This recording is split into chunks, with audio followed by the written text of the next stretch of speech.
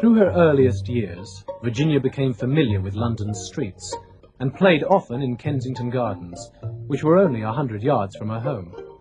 As she grew older, there would be skating on the long water in the park. The Stephens knew many of the literary and intellectual figures of the day. Throughout her childhood, Virginia would have encountered such people as Tennyson, George Eliot, and Henry James.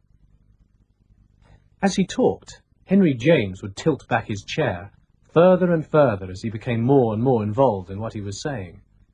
To the children's delight, he fell over backwards on one occasion, but still finished what he had to say, lying on his back on the floor. At home in London, Virginia spent much of her time in the tall, narrow house, to which her father had added an extra 2 stories to accommodate his large household. For although Toby and Adrian were sent to school, the 2 girls were not.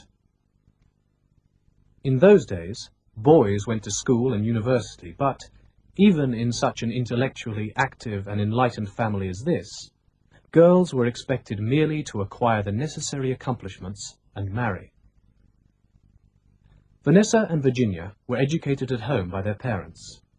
By all accounts, they were poor teachers, seemingly unable to understand how children could find difficult things which to them were obvious. Both lost their tempers easily, so it fell to the girls to educate themselves. Virginia always felt the lack of a formal education, but the rigorous course of reading she set herself must have been almost more appropriate to her eventual career as a writer.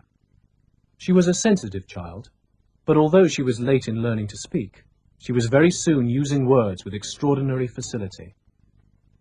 She was accident-prone and excitable, sometimes wild and prey to what her family called purple rages.